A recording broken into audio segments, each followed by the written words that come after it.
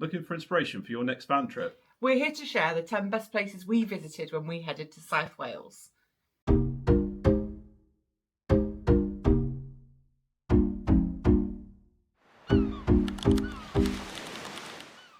The first place on our list is a really popular travel destination in South Wales, and that is Tenby.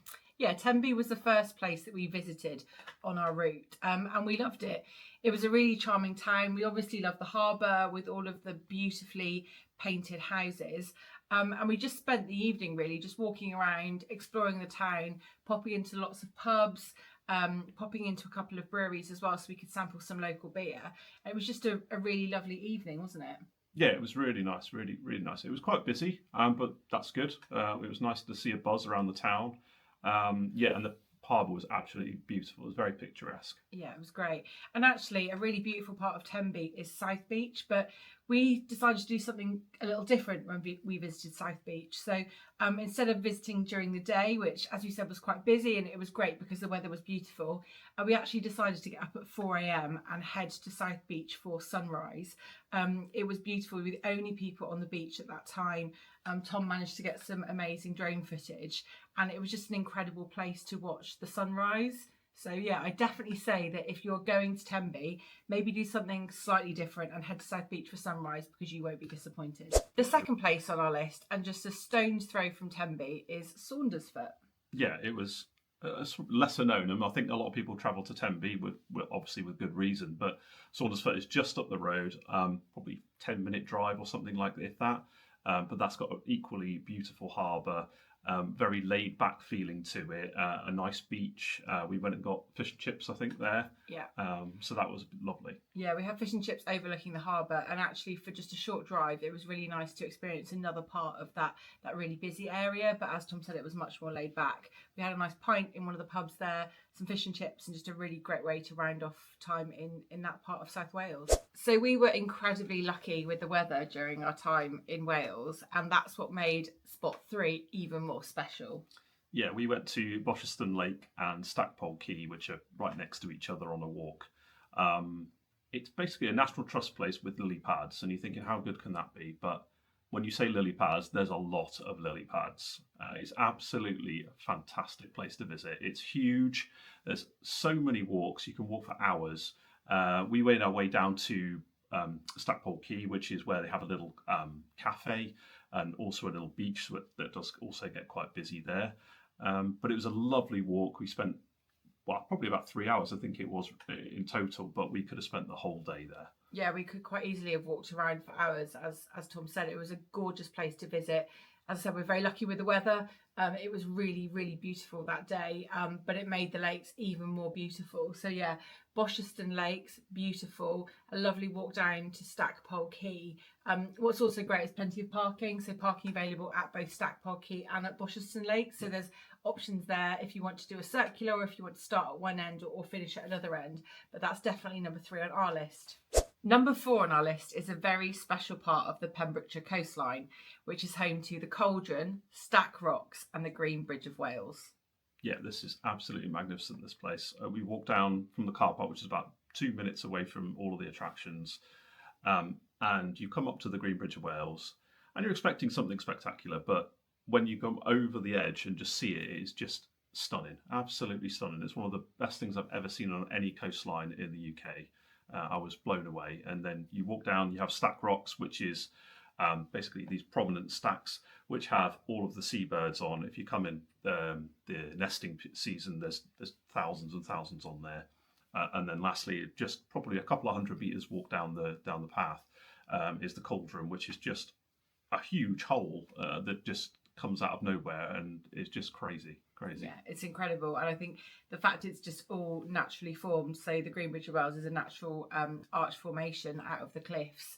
And obviously the Stack Rocks and the Cauldron as well, all just incredible natural phenomena on that coastline. So yeah, that's number 4 on our list. Again, we were very blessed with the weather, as you'll see from the video, but a brilliant place to visit, come rain or shine, an incredible destination for the South Wales road trip. 5th on the list is St Govans Chapel, which is a tiny little chapel built directly into the cliffs. So access to St Govans Chapel is a little tricky, as you have to go via the Castle Martin range. So it's best to check ahead on the gov.uk website to make sure that you can get access. But if you can get there, it is well worth it. With far-reaching views out across the sea through the chapel, it's really an incredible place to visit. The chapel itself is nestled in the walls of the cliffs and made completely out of limestone. Legend has it that St Govan hid there from pirates, and it really is an incredible spot. Definitely on our list for your South Wales adventure. If you're enjoying these recommendations so far, head on over to this playlist and find out more about our adventures across South Wales. 6th on our list is St David's. Yeah, so St David's is actually Britain's smallest city, owing to its grand cathedral right in its heart, and it's just a really lovely place to spend a few hours. So we weren't as lucky with the weather there. The rain had started to come in as we headed to St David's, but it was still great to have a little walk around. Visited quite a lot of the independent shops, had some coffee and Welsh cakes in one of the little bakeries there, and just spent a really lovely few hours. The cathedral itself was beautiful. Really impressive. Yeah. We even met a lovely little cathedral cat. So yeah, in at number 6 is St David's on our list of things to do in South Wales. So 7th on our list is Solva. Yeah, we travelled through Solva, or more specifically Solva Harbour, when we were on our way through to St David's. I think it's only a couple of miles from it.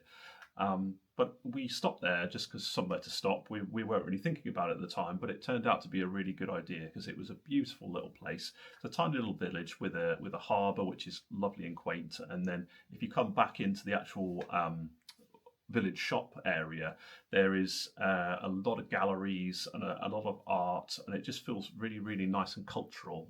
And it had a really nice vibe to it. I really enjoyed it there. Yeah, it was a really lovely little harbour village. So it's actually split into Lower Solva and Upper Solva. So we were in Lower Solva, but that's the place that's got the galleries and that really nice independent feel. So definitely somewhere to stop on your way through, grab a coffee and take in the views of that lovely little harbour. Number 8 on our list is Porth Clais.